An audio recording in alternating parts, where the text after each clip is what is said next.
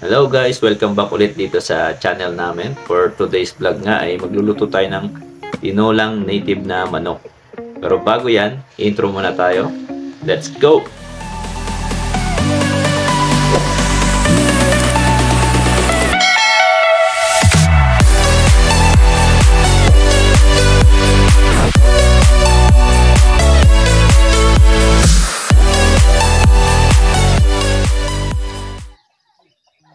Hello guys, ngayon nga ay kukuha muna kami ng hilaw na papaya sa kapitbahay habang wala pa yung may-ari.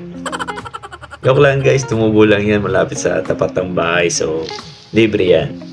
At syempre, yung ating tanglad. Ito yung kagandahan dito sa probinsya guys, dahil sure ka na sariwa talaga yung gulay na maluluto mo.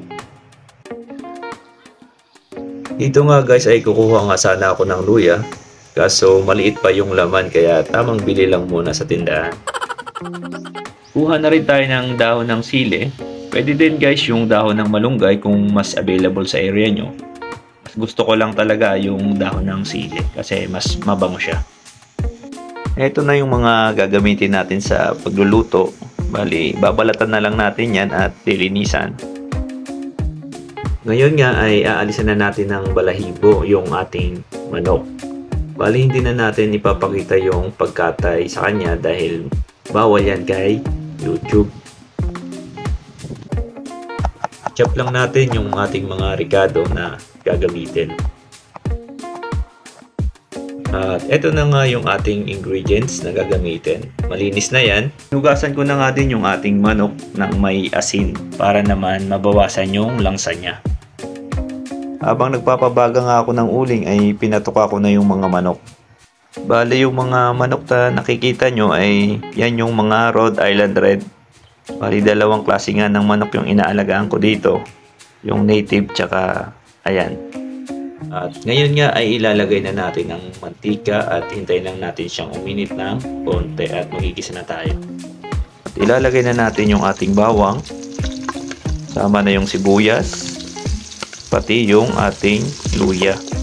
Andyan na rin yung ating chinap na lemongrass or ating tanglad. Mas masarap talaga guys tinola yung native chicken kaysa doon sa nabibili natin sa palengke.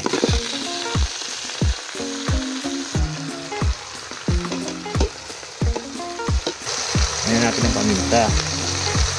Tanglad.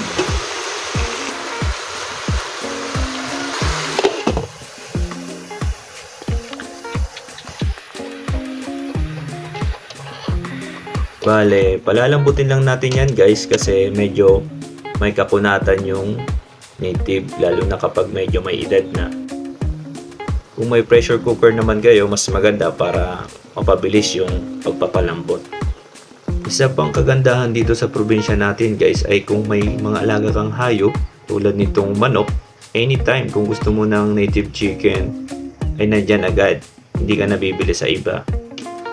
Very common nga itong ganitong ulam sa probinsya guys dahil karamihan dito ay nag-aalaga ng ganitong manok tsaka mas madali silang alagaan at paramihin. Naghintay nga ako ng 1 oras guys bago napalambot itong ating manok. Ngayon nga ay ilalagay na natin yung ating papaya. Sakto lang yan guys, kapag naluto yung papaya ay lalambot pa lalo yung ating manok. Lalagay na rin natin yung ating asin at nilagyan ko na rin yan guys ng iba pang pangpalasa.